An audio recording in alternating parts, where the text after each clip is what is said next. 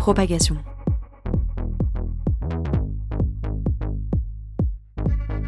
Le podcast qui décode la guerre informationnelle.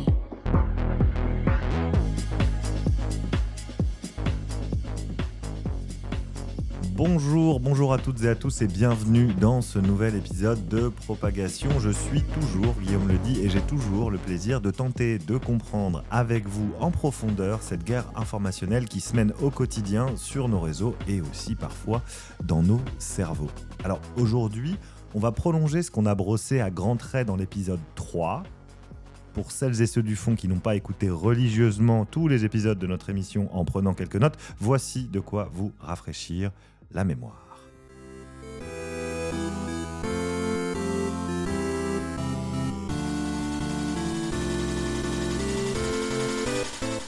Vous l'aurez compris, vous l'aurez sans doute reconnu, il s'agissait de l'hymne russe. Donc après avoir brossé à grands traits avec le journaliste Nicolas Quesnel ce à quoi ressemble l'écosystème des informationnels russes, on vous propose aujourd'hui une plongée dans le quotidien de ce que notre invité du jour appelle les entrepreneurs d'influence.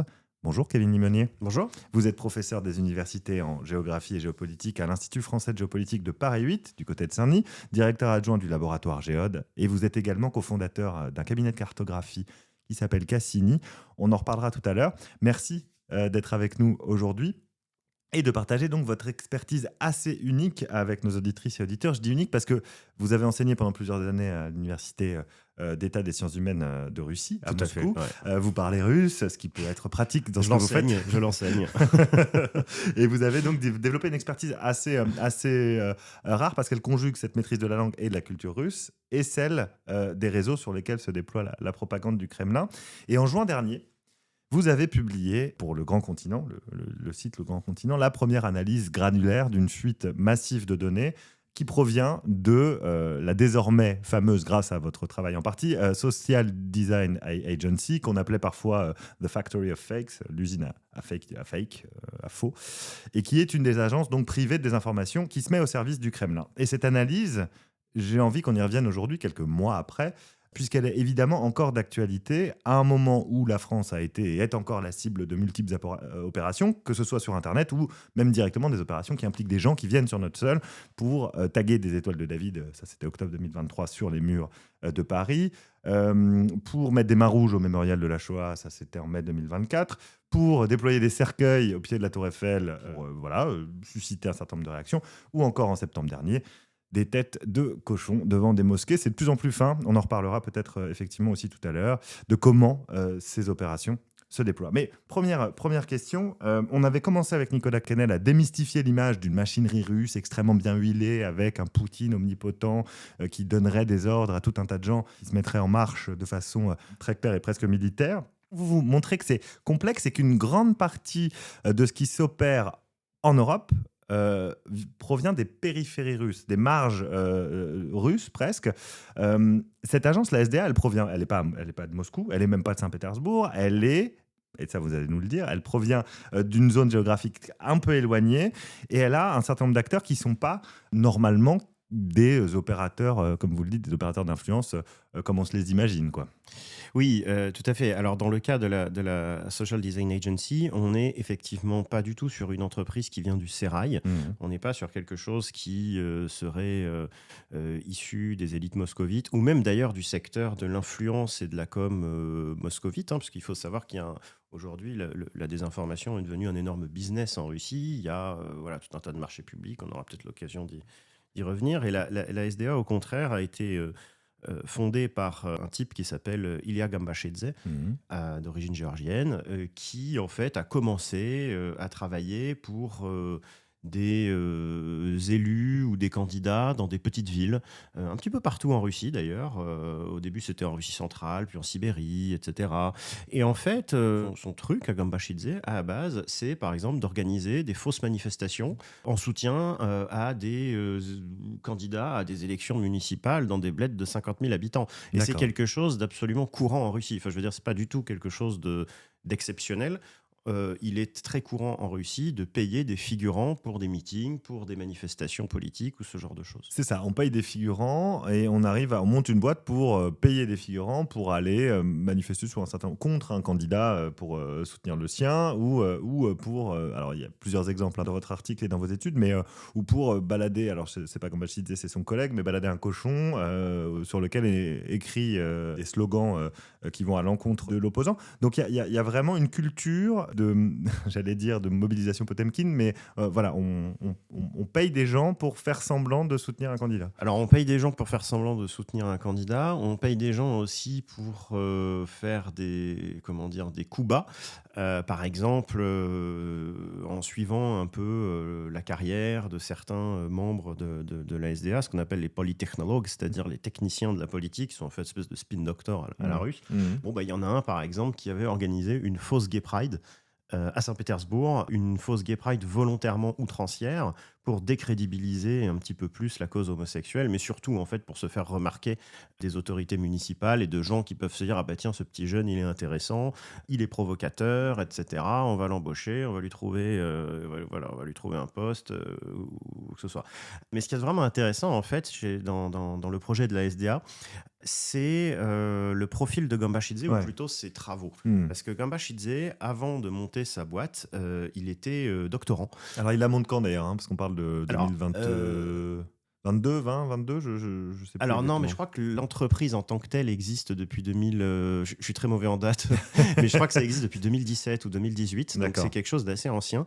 Mais de 2017, 2018 jusqu'à 2022, 2023, l'entreprise va vivoter. Ça va vraiment être une petite entreprise qui va faire de la com de province, de l'influence, de l'agite-prop pour des petits candidats, etc., etc. Mais en fait, avant ça, il reviendra peut-être après 2022-2023, mais avant 2017, en fait, Gambashidze a écrit une thèse de doctorat dans une université que je connais bien, parce que c'est une université dans laquelle j'ai enseigné. Et d'ailleurs, le hasard fait que à 2 ans près, Gambashidze aurait pu être mon étudiant. Vous auriez pu le croiser. Voilà, j'aurais pu le croiser. Je ne l'ai pas croisé, malheureusement, ça aurait été rigolo. Et en fait, il a fait une thèse sur un sujet qui en Russie est extrêmement important, qui s'appelle le местное самоуправление. Alors, pour les auditeurs, местное самоуправление, c'est c'est la décentralisation à la russe. C'est en gros la délégation du pouvoir aux autorités locales, etc. Et Gambashidze, dans son travail, dit en gros le point faible du pouvoir en Russie, c'est pas la présidence, c'est pas le Kremlin, c'est pas l'État central.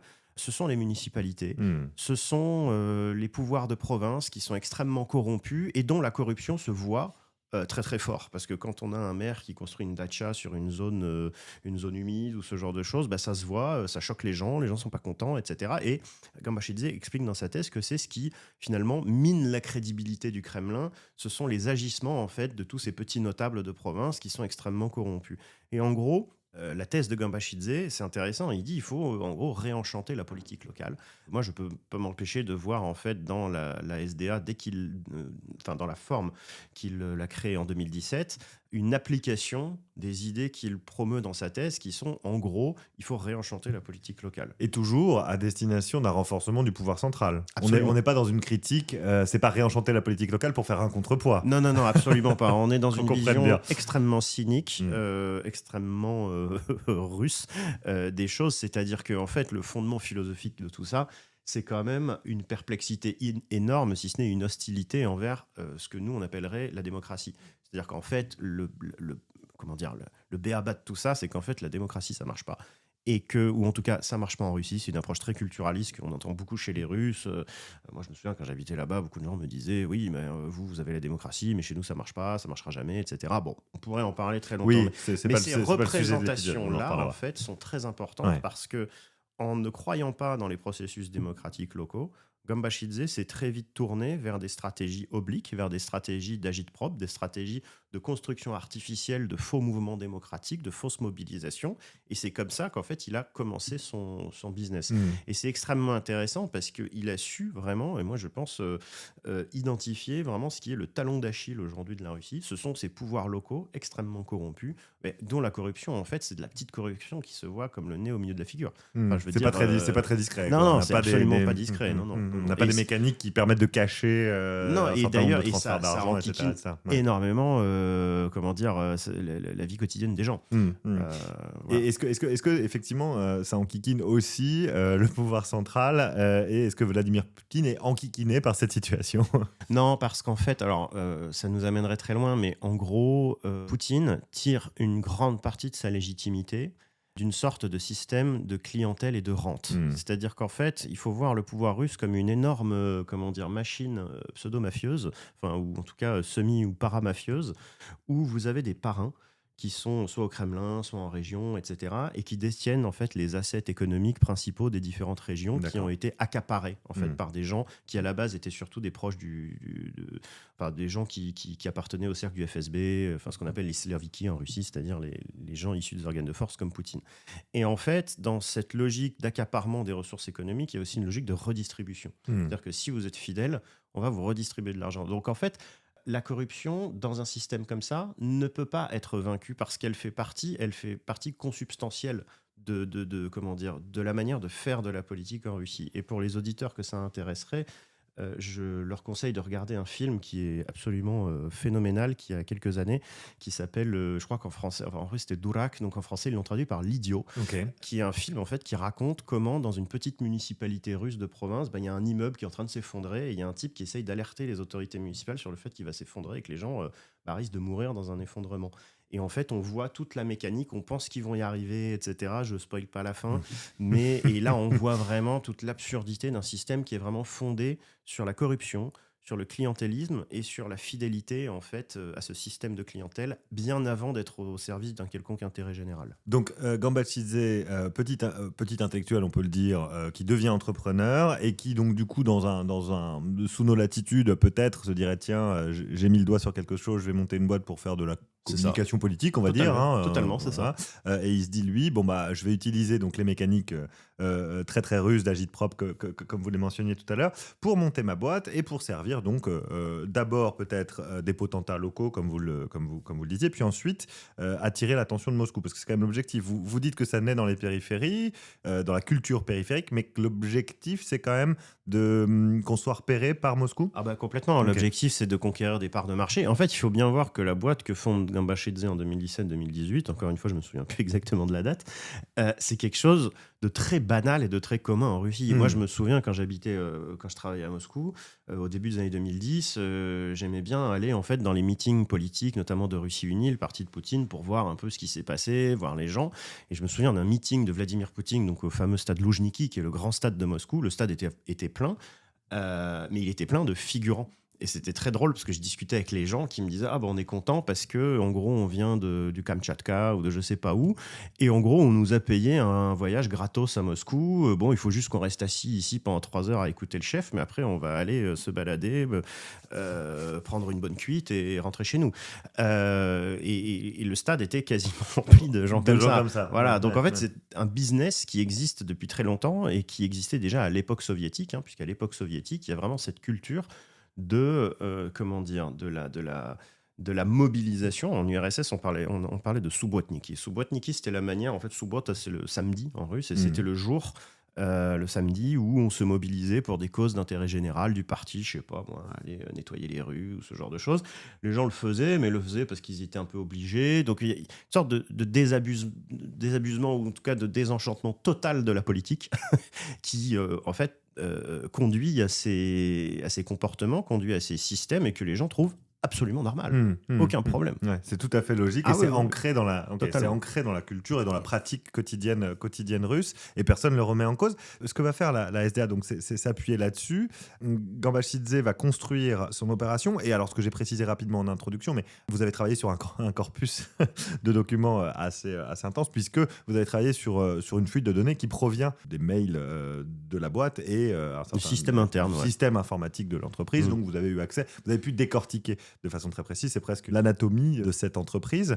Pour montrer à quel point elle illustre ce dont on parle dans Propagation, comment s'opère le switch de on fait nos petites activités provinciales, on est plus ou moins repéré par un certain nombre on reviendra sur les commanditaires peut-être après, de personnes influentes à Moscou, on structure l'équipe, comment ça fonctionne au quotidien, et puis comment s'opère le switch vers les opérations étrangères. Alors, je vais commencer par la deuxième question, comment s'opère le switch, parce que de elle va ensuite découler de comment ils bossent après ce switch-là, parce qu'avant, en fait, on n'a pas de document là-dessus. Très bien. En fait, ce qui se passe, c'est que, on part dans l'histoire, il y a très longtemps, donc en 2022, la Russie pense très sincèrement qu'elle ne fera qu'une bouchée de l'Ukraine, que Kiev sera pris en quelques jours et que les Russes pourront faire exactement ce qu'ils ont fait en Crimée, prendre de surprise des Occidentaux, etc., et imposer leurs conditions à l'Ukraine.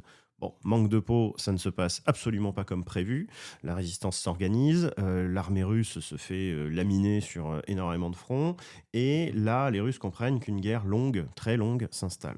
Une guerre d'attrition. Une guerre d'attrition. Et dans cette guerre d'attrition, les Russes comprennent également qu'il va y avoir très rapidement une dimension informationnelle à mettre en œuvre, qui est celle, en fait, qui consiste à saper progressivement la motivation des Occidentaux à soutenir l'Ukraine. C'est vraiment, en fait, l'un des objectifs principaux qui va émerger tout au long de l'année 2022, c'est il faut faire en sorte que les Occidentaux arrêtent de soutenir l'Ukraine, parce que s'ils arrêtent de soutenir l'Ukraine ne pourra pas tenir la pression face à une armée comme l'armée russe. C'est l'objectif stratégique. C'est un objectif stratégique qui, en fait, n'existait pas vraiment en tant que tel avant. Il existait sous d'autres formes. Mais enfin, bon, vu qu'on pensait que ça serait une guerre éclair, il n'y avait pas besoin de mettre en place ce genre d'objectif. Bon. Et donc, très rapidement, les Russes vont se mettre à réfléchir à comment, justement, porter atteinte à la motivation des Occidentaux, d'autant plus que les Occidentaux se sont pas mal réveillés. Ils ont commencé par bloquer Russia Today, Sputnik, donc les canaux traditionnels de la propagande russe en Europe sont coupés, il faut innover. Alors à cette époque-là, Gambashidze est encore complètement dans l'ombre, parce qu'il y a un autre personnage qui, lui, tient complètement le haut du pavé. Et c'est vrai qu'on ne l'a pas encore mentionné, on l'a oublié assez vite, il est tombé d'un avion étonnamment. L'entrepreneur d'influence en chef, qui est le fameux Yevgeny Viktorovich Prigozhin. Et Prigozhin, d'ailleurs, il est un peu mis à l'écart au début de la guerre. Bref, on ne va pas revenir sur tous les détails, mais très rapidement, donc il revient en scène. On se souvient notamment du rôle joué par Wagner dans ce que Prigozhin lui-même appelait le hachoir à viande de Bakhmout, où ils envoient vraiment des troupes, où ils envoient des prisonniers, sur le mode de ce qu'on appelait en URSS les Strafbat, qui étaient les bataillons disciplinaires, où en fait on vidait les goulags et on envoyait les gens mourir sous les mitrailleuses des Allemands avec un fusil pour 5. Bon, là, normalement, ils avaient tous un fusil. Encore faut-il qu'il fonctionne. Voilà, bon, après ça, c'est une autre question. Je ne suis pas expert de matériel militaire. Et donc, à cette époque-là, c'est Prigozhin qui tient le haut du pavé. On sait ce qui se passe pour tout un tas de raisons sur lesquelles on ne revient pas. La mutinerie de Prigozhin. On peut l'évoquer rapidement, effectivement. Voilà. Mutinerie, quelques tanks qui circulent, on a des images. Oui, voilà, quelques tanks qui circulent. Moscou. Un avion, quand même, de l'armée russe qui est abattu par les mutins. Les mutins qui parviennent à quelques centaines de kilomètres de Moscou, ce qui, en fait, on l'oublie souvent, mais nous dit vraiment quelque chose de la faiblesse structurelle en fait de ce régime et de la faiblesse, de la capacité des Russes à tenir leur territoire. Parce que voilà, en arrivant, moi j'ai déjà fait cette route entre Rostov et Moscou, c'est une longue autoroute mais c'est très très long et en fait les types n'ont été arrêtés par absolument personne jusqu'à quelques centaines de kilomètres de Moscou. Et je rappelle qu'il y avait même la Rosgvardia, la garde nationale russe, qui commençait à ériger des barricades aux portes de Moscou. Enfin, vraiment, on en était là. Et c'est intéressant quand même de revenir un tout petit peu dessus, parce que c'est juin 2023. Oui, c'est ça. C'est ça, ouais. C'est juin 2023. Oui. Et du coup, on a effectivement... le pouvoir est déjà plus ou moins affaibli et a besoin de victoire en Ukraine. C'est ça. Le pouvoir a besoin de victoire en Ukraine, mais surtout, en fait, le pouvoir se rend compte que ce Yevgeny Viktorovich Prigozhin a pris beaucoup trop d'importance parce qu'il détient des portions entières du front, parce que tout le retour géopolitique de la Russie en Afrique, par exemple, c'est lui. C'est lui qui tient en fait les fameuses, ce qu'on appelle les usines à trolls, mais qui sont en fait le projet LARTA et l'Internet Research Agency, qui étaient, on va pas refaire l'historique, mais qui sont en fait les premières entreprises massives de désinformation et de manipulation informationnelle que les Russes ont mis en place à partir en fait de 2011-2012. Donc il y en avait quand même avant, mais oui, l'industrie était tout à fait structurée avant Gambashidze. Et donc on va avoir ce double mouvement. D'une part, la surprise stratégique sur le fait que la guerre en Ukraine va durer et qu'il faut donc rentrer dans une logique d'attrition. Et d'autre part, la mutinerie de Prigozhin et donc la disparition de Prigozhin qui va créer subitement un vide.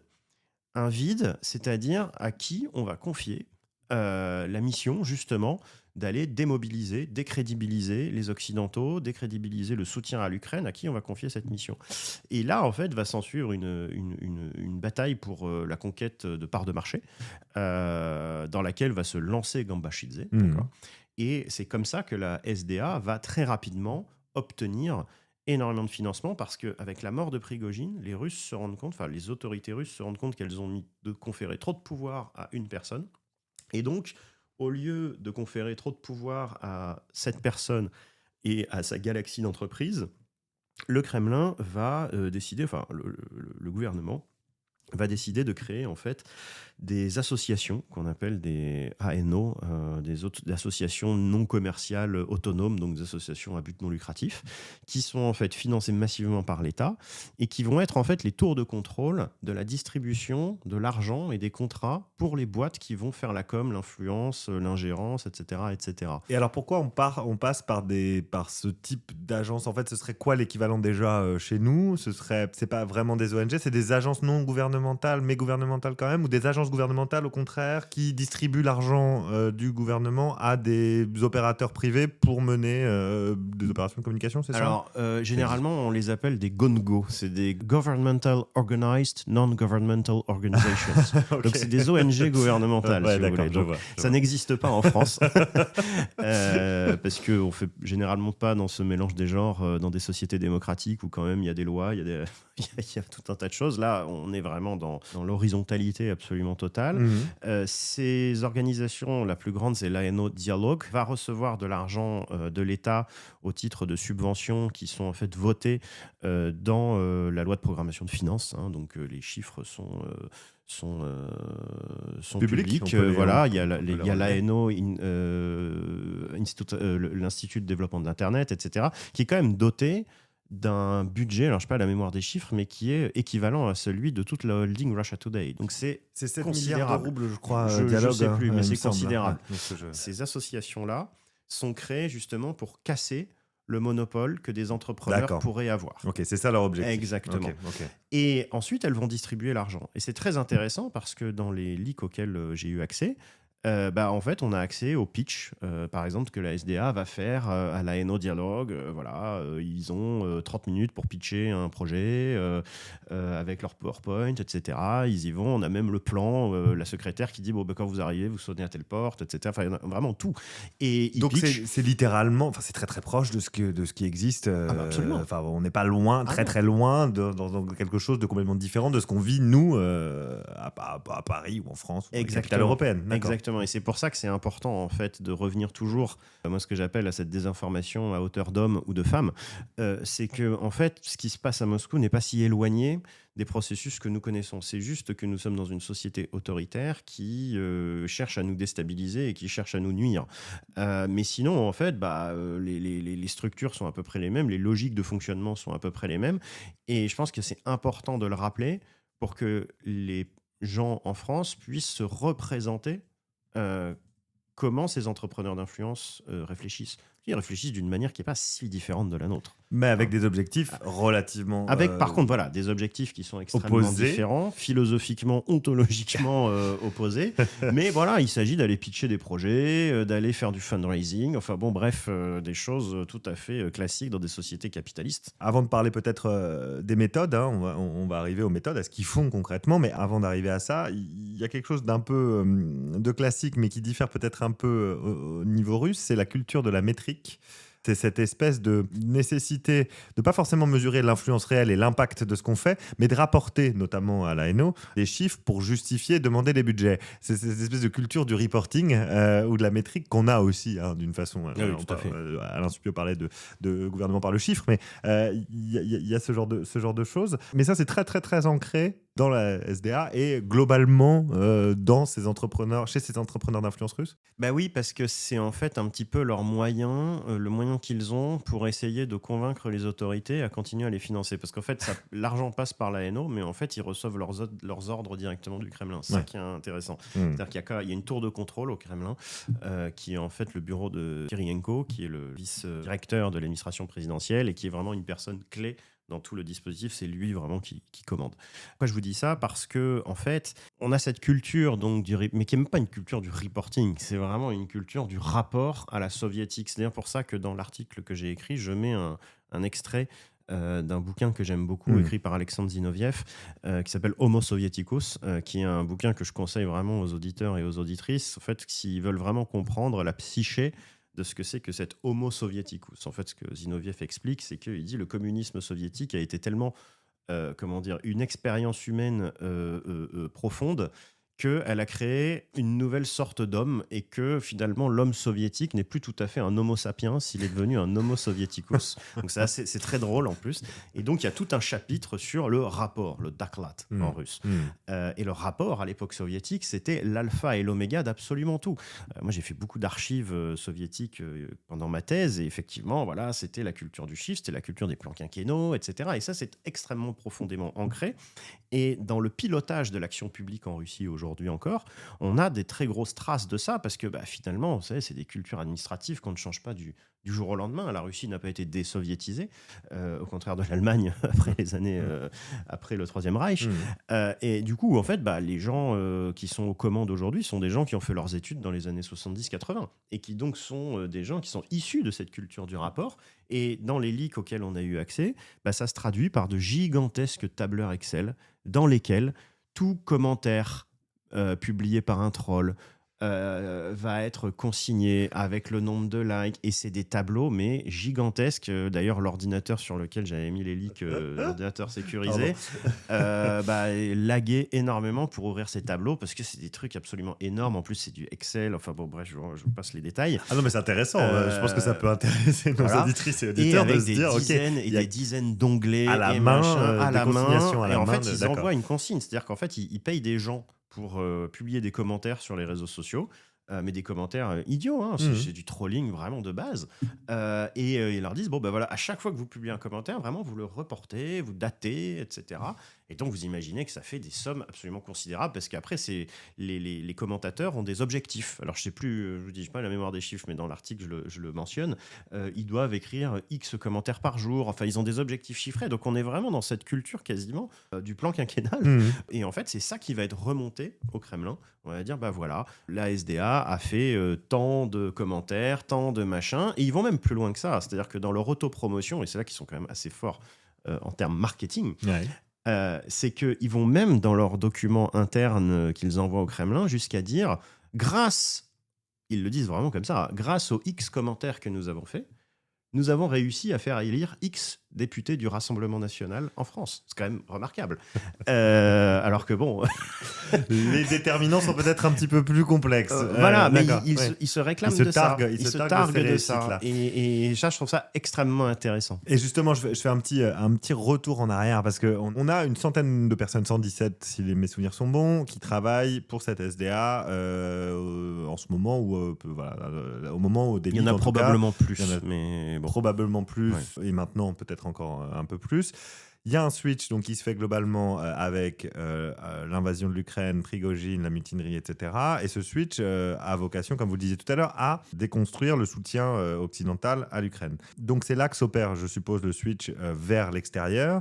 Et vers l'extérieur, on a plusieurs pays qui sont particulièrement ciblés, parmi lesquels la France, on a l'Allemagne, on a la France, on a le Royaume-Uni, si je ne dis pas de bêtises.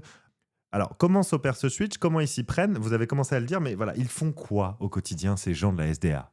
Au quotidien, ils vont faire plein de choses. Alors, soit ils vont commenter sur les réseaux sociaux, soit ils vont créer des fausses pages, soit, en fait, ils vont monter des opérations assez ambitieuses, comme par exemple la fameuse opération Doppelganger, qui est une opération qui a été... longuement documenté par Viginum, qui a été longuement documenté par le EU Disinfolab à Bruxelles. Alors ça, je pense qu'il faut y revenir un petit peu, expliquer en quoi ça consiste. Alors Doppelganger, en fait, c'est une opération qui est multifacette, mais qui a été largement médiatisée parce que elle a consisté en partie, je dis bien en partie, à créer de faux sites internet qui prenaient l'identité de grands quotidiens, en l'occurrence français. C'est-à-dire, en fait, c'est lemonde.xyz, si vous voulez, au lieu de .fr. et où là, vous avez des articles qui sont des faux articles du Monde qui disent je sais pas, Zelensky est un drogué, la France soutient des nazis en Ukraine, ce que vous voulez. Et en fait, c'est pas du défaçage, pardon, mais cet impersonating, comme on dit, de site était une des stratégies qui avait été utilisée par l'opération Doppelganger, et donc c'est la Social Design Agency qui est derrière ça. D'accord. Alors Donc pendant on crée longtemps, pas des clones entiers de sites, mais on crée des pages qui il reprennent faut la le charte Point, graphique. faut Le Monde, faut le Figaro, et avec des relais sur les réseaux sociaux. Alors ce qu'il faut dire, c'est qu'en fait, cette opération, en termes d'impact sur le public, a été extrêmement faible, voire inexistante. Mais je dirais que c'était pas l'objectif ou l'effet final recherché, comme les militaires le disent, puisque ici, encore une fois, si on se met dans la culture de la métrique soviétique, l'idée c'était de dire nous avons créé X sites internet, nous avons produit X articles, etc., etc. Et finalement, moi je dirais que cette opération, elle s'adressait pas tant à nous que aux décideurs du Kremlin pour dire ah ouais, c'est bien, c'est malin, etc. C'était une opération d'influence destinée à convaincre, à conquérir des parts de marché, plus qu'à nous convaincre nous. Mais c'est ça qui est intéressant. Dialogue, de donner plus d'argent pour. Voilà. Et derrière ça, le message vraiment fondamental, c'est celui de déconstruire la menace russe. Ça ne veut pas dire qu'il faut la sous-estimer. Moi, je pense que là, le régime russe est en train de devenir une menace, je veux dire, pour la stabilité de notre continent. On le voit avec les survols de drones au Danemark, etc. Ça devient sérieux quand même, cette histoire. Mais il ne faut pas non plus surestimer la capacité de nuisance, ou en tout cas la capacité des Russes à être,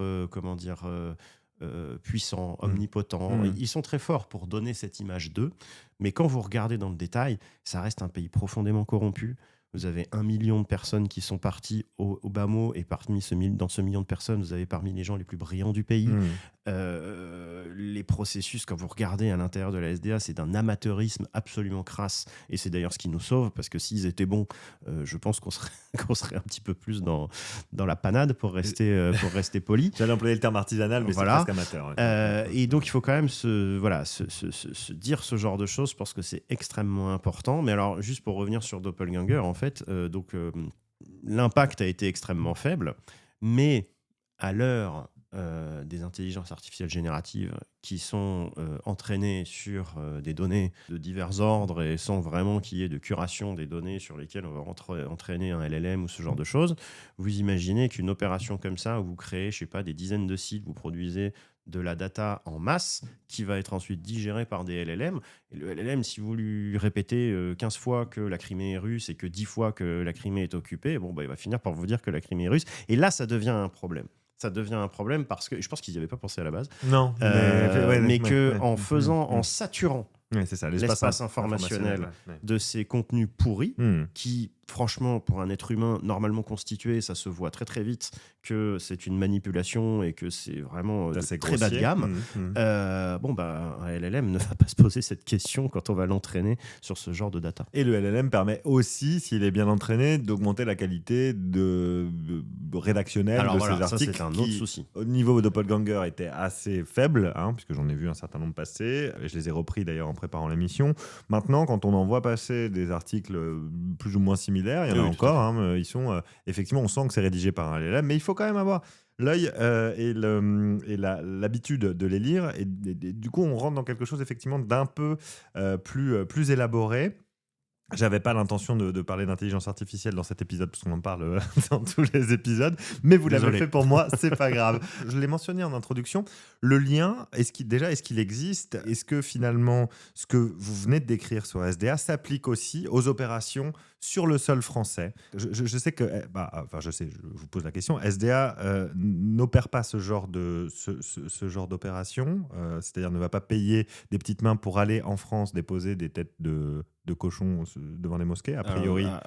On ne sait pas, mais effectivement, ça passe probablement par d'autres canaux. Ouais. C'est probablement d'autres canaux. Alors, est-ce que c'est, selon vous, quand même, ce même type de mélange entre artisanat, amateurisme et systématisation ? Est-ce que c'est aussi, de votre point, de ce que vous savez ou de votre point de vue, des entrepreneurs d'influence privés ? Est-ce que ça s'articule selon les mêmes mécaniques ?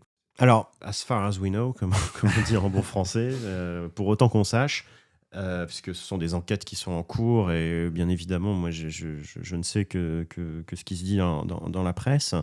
En fait, le mode opératoire, on va prendre par exemple les étoiles de David, parce que les têtes de cochon, on n'a pas encore assez de recul. Je pense qu'on aura plus d'éléments au fur et à mesure de l'enquête, mais sur cette affaire d'étoiles de David, on est sur une démarche à peu près similaire à celle qui est pratiquée par la SDA. On est dans une démarche qui est à peu près similaire en fait à celle qui est dans cette culture politique russe qui consiste à aller payer des gens pour produire une action politique totalement artificielle. C'est ce qu'on disait en début d'entretien et qui effectivement fait penser à ça. On ne sait pas exactement comment ça s'est fait. Ce qu'on sait, c'est que les types qui sont allés peindre des étoiles de David sont des gens qui viennent d'un endroit passionnant qui s'appelle la Transnistrie, qui est donc cette république autoproclamée en Moldavie, qu'ils ont été payés par un type qui s'appelle Anatoly Prisenko, qui est un homme d'affaires qui vit dans la banlieue de Chisinau, la capitale moldave, et qui leur a filé des pochoirs et leur a dit « allez à Paris ». Bon, voilà. Derrière... c'est un peu plus flou. Il est probable que derrière, nous ayons une opération de ce qu'on appelle le GRU, qui est le renseignement militaire russe, qui est habitué à ce genre de coups d'éclat assez bas de gamme. Mais moi, je pense aussi que quelque part, il y a eu, c'est ma conviction, mais en fait, j'en ai pas la preuve, qu'il y a eu un rôle joué par la SDA dans cette histoire. D'accord. Je vous explique. C'est-à-dire qu'on sait que la SDA en fait, a des liens avec les services de renseignement russes. Enfin, tous ces gens-là se coordonnent, en fait. Je vous ai parlé de Kirienko au Kremlin. Il a un bras droit qui s'appelle Sofia Abramovna qui est en lien, doit échanger des SMS toute la journée avec tous ces gens-là. Enfin voilà, c'est comme ça que ça se passe. Il y a une tour de contrôle. Il y a une tour de contrôle, bref. Et pourquoi je vous dis que les étoiles de David, l'idée, en tout cas, pourrait venir de la SDA, c'est parce qu'un des polytechnologues de la SDA, qui s'appelle Mikhail Biun, en fait, est graffeur à ses heures perdues. Il a fait des fresques dans sa ville, je crois qu'il est de Saratov, me semble-t-il. De Saratov. Et donc lui, c'est un graffeur. On peut aller d'ailleurs sur son profil Vkontakte, VK, qui est le Facebook russe. Il met des photos, des fresques qu'il fait, etc. Et c'est un très bon graffeur par ailleurs. Et c'est quelqu'un dans les réunions de la SDA, parce que dans les leaks, on a eu accès en fait aux minutes des réunions. Donc c'est comme si on était dans la salle avec eux et on les voit parler. Ils disaient en gros, quel narratif on va pousser en France cette semaine. Voilà, c'est vraiment comme ça que ça se passe. C'est une question qui se pose le matin en arrivant, ils se font un petit café, ils se posent en se disant Brigitte Macron est un homme, allons-y. Plutôt un thé, parce qu'on est en Russie, donc on va plutôt se faire un thé qu'un café. Encore que c'est très à la mode maintenant, les cafés latte, ce genre de choses en Russie. Mais c'est généralement un thé avec des biscuits. Puis on va se dire, sur quoi on va appuyer. En fait, plusieurs fois dans les réunions, il est question justement d'actions physiques qui impliqueraient soit des tags, soit des stickers. D'accord. Et moi, je pense vraiment que quelque part, je ne dis pas que c'est la SDA qui a fait le coup, je ne pense pas. Je pense que la chaîne est différente. Mais l'idée était dans l'air. Mais je pense que l'idée vient de lui. D'accord. Et que, on a vraiment un écosystème où ces gens se nourrissent les uns les autres. Et après, vous avez les services de renseignement qui vont dire, OK, alors on va passer par la Transnistrie, qui est quand même un trou noir. Enfin, je veux dire, il faut vraiment se dire que la Transnistrie, ça fait partie... pour prendre un terme de cybersécurité, ça fait partie des grandes failles de la sécurité européenne. Personne n'en parle, mais c'est une zone de non-droit, où ne s'applique un droit qui est celui d'un État autoproclamé. Un État autoproclamé où vous avez un oligarque qui détient plus de 50% du PIB total. On est quand même là-dedans, avec un régime soviétique, puisque c'est le marteau et la faucille, etc., qui est tenu à bout de bras par les Russes, et tout ça à l'ouest de l'Ukraine, aux frontières de l'Union européenne, en sachant que beaucoup de citoyens moldaves, parce que les transnistriens, au regard du droit international, sont moldaves, beaucoup de citoyens moldaves, donc transnistriens, ont également un passeport roumain, et qu'ils ont accès donc à l'espace Schengen. Ce qui leur permet de rentrer assez facilement, effectivement, et prendre un bus et d'arriver tranquillement sur nos territoires. C'est extrêmement intéressant et ça me permet de me faire une petite transition puisque vous mentionniez les frontières. On va changer un petit peu de focale puisque là, on était sur la désinformation à hauteur d'homme. C'est effectivement passionnant, mais pour avoir une idée du contexte un peu plus large, vous utilisez beaucoup aussi la cartographie. Et vous êtes cofondateur d'un cabinet qui s'appelle Cassini, qui cartographie justement l'ensemble des opérations de déstabilisation russe en Europe. qu'elles proviennent de la SDA ou pas, mais voilà, beaucoup proviennent effectivement du leak SDA et puis d'autres sources ouvertes, que permet la visualisation de données que le discours seul ne permet pas, ou que ce type de conversation sur la désinformation à hauteur d'homme ne permet pas. Pourquoi décider de représenter ces opérations sur un mode cartographique ? Alors pourquoi décider ça ? Déjà parce que je suis géographe et que c'est mon métier. mais c'est une question cruciale que d'ailleurs j'explique à mes étudiants dès les premiers cours d'amphi. La cartographie, en fait, est un mode de représentation de la réalité qui permet de visualiser assez rapidement et assez facilement des situations complexes et ce qu'on appelle des stratégies. C'est-à-dire la manière dont un acteur va jouer sur des conditions spatiales. Alors, quand je parle de conditions spatiales, ça peut être des conditions topographiques, c'est-à-dire, tenir un pont, tenir un nœud routier, ce que vous voulez. Ça peut être aussi des conditions topologiques. Ouais. Parce que l'espace n'est pas que l'espace sur lequel nous marchons, c'est aussi l'espace des réseaux dans lesquels nous évoluons. Il y a les réseaux numériques, mais il y a aussi les réseaux économiques, les réseaux d'amitié, etc., etc. Et c'est d'ailleurs comme ça que fonctionnent des services de renseignement qui voudraient infiltrer une organisation. Ils vont essayer d'identifier qui sont les nœuds du réseau, les choke points, etc., et agir dessus. Ce savoir-là est un savoir éminemment stratégique. Le savoir géographique est un savoir éminemment stratégique en cela qu'il est vraiment consubstantiel des stratégies de contrôle. Et donc, pour moi, la cartographie, et pas que pour moi, en fait, la cartographie est un instrument de pouvoir. D'accord ? On ne peut pas gouverner un territoire sans en avoir la carte. Absolument. Voilà. Et d'ailleurs, on voit que les premières entreprises de cartographie, par exemple du Royaume de France, durant le grand siècle, ont été entreprises par 3 générations de Cassini, qui étaient des cartographes du roi, qui ont cartographié le Royaume de France en entier à l'échelle de la maison. C'est-à-dire que vraiment, ils ont été partout. En plus, c'est absolument fascinant de voir comment ils ont fait à l'époque. Et donc, ils ont créé la première carte de France opératoire qui ensuite a servi de base tout simplement pour maîtriser le territoire du Royaume de France. Donc si c'est un instrument de pouvoir, et c'est exactement ce que disait le fondateur de mon institut, qui est Yves Lacoste, quand il écrivait dans les années 70, la géographie, ça sert d'abord à faire la guerre.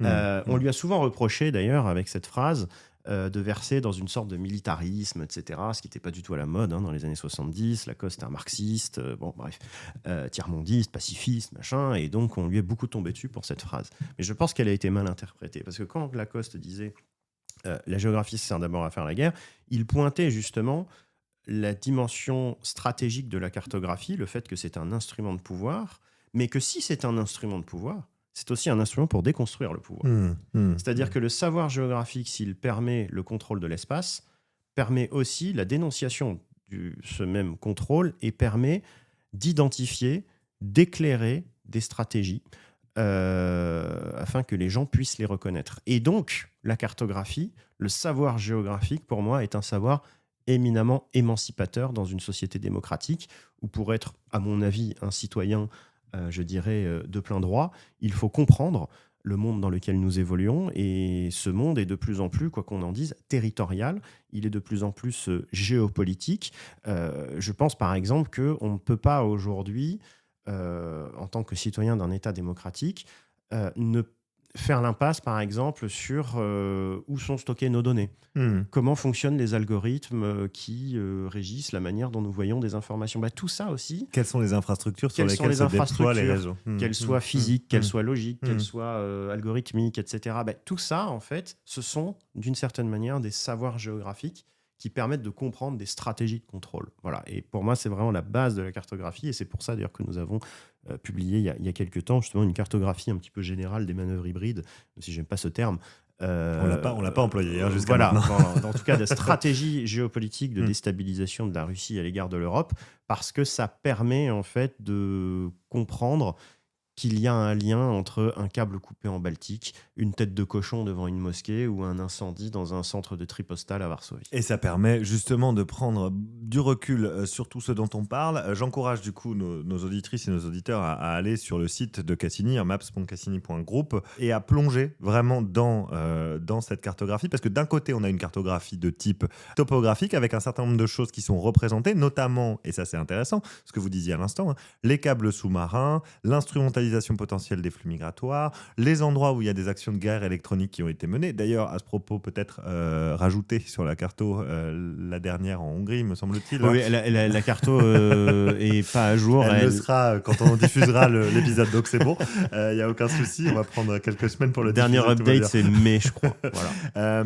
Et aussi, donc, quand on clique et qu'on va un petit peu en profondeur sur la cartographie, une description de l'ensemble des opérations menées par la Russie. Et donc ça, c'est pour la carto. Et ensuite, à côté, on a effectivement une représentation des différents acteurs russes, des acteurs de la désinformation, avec ce qui tourne autour du Kremlin, ce qui tourne autour des services de renseignement. Et là, pour faire le lien avec ce dont on parle, on a effectivement un nœud de réseau qui s'appelle Ilya Gambachidze et qui est donc toujours, à l'heure où on se parle, hein, à la tête de la SDA. Pour conclure cette conversation qui nous a amené au cœur de l'écosystème désinformationnel russe, et on a pris un petit peu de recul sur la fin.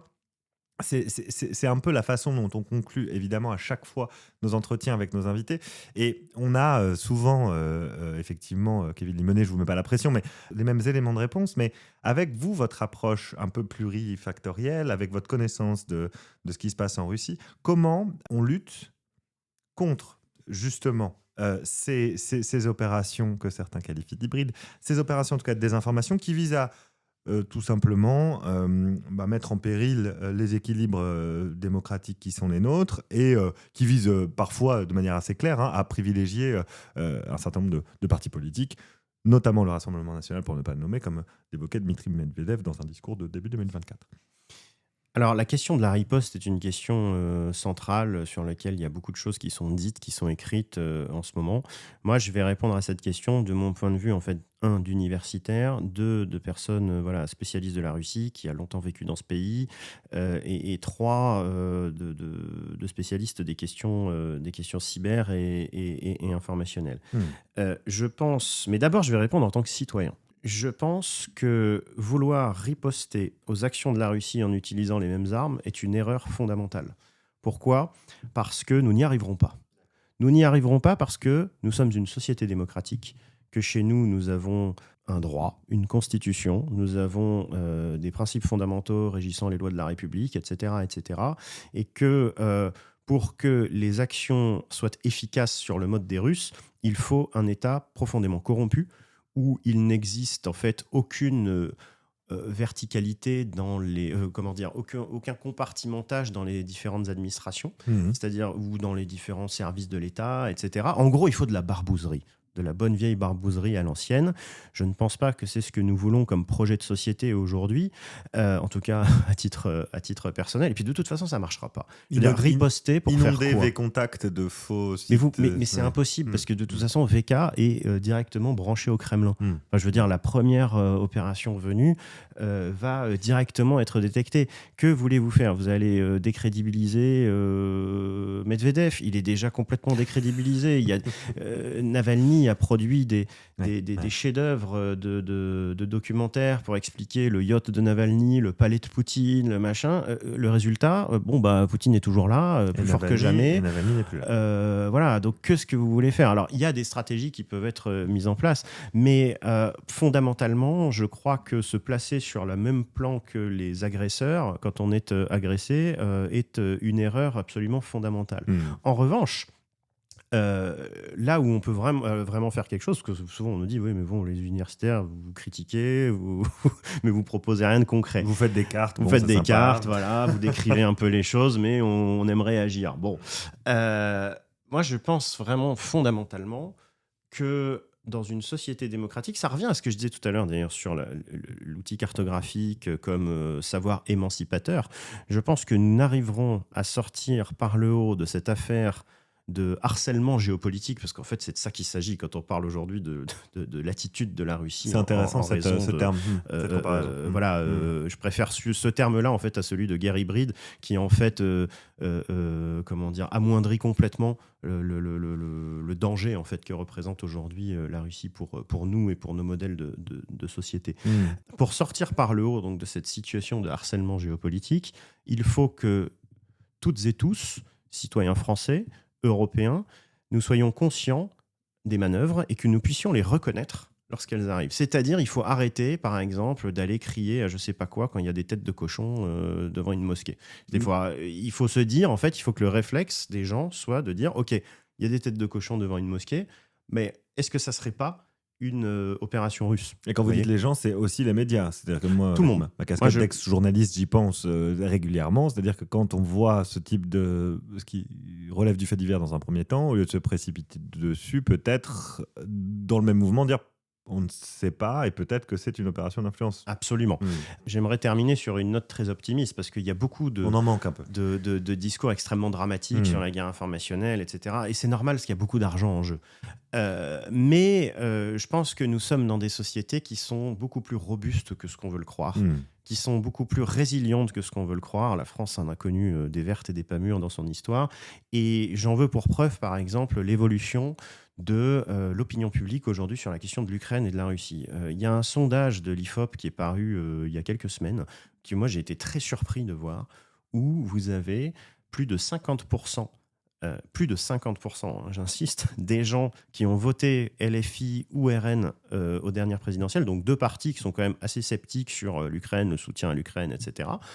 Plus de 50% des votants de ces partis donc, soutiennent aujourd'hui non seulement l'aide française à l'Ukraine, mais soutiennent également la potentielle, soutien de la France à la mise en place de garanties de sécurité à l'Ukraine si demain il y avait un cessez-le-feu. Ce qui veut dire soit envoyer des troupes, soit faire quelque chose sur le terrain. Et quand vous prenez en fait du champ, vous voyez que aujourd'hui la population française, dans une majorité de plus en plus écrasante, est hostile à la politique d'agression de la Russie, plutôt sympathique envers l'Ukraine, et qu'il y a donc un décalage entre les discours qui sont portés par certains caciques politiques que je ne citerai pas et l'opinion publique qui se rend compte en fait que la guerre est quand même à nos portes. Et les gens, si vous discutez dans la rue, je me souviens pendant le mouvement Bloquons tout, il y a eu des interviews de gens qui bloquaient des ronds-points, ce genre de choses. Et en fait, ces gens-là parlaient de la guerre. Bien sûr. Ils disaient, en gros, il y a les problèmes de fin de mois, il y a tout ça, effectivement, mais on a aussi peur de la guerre.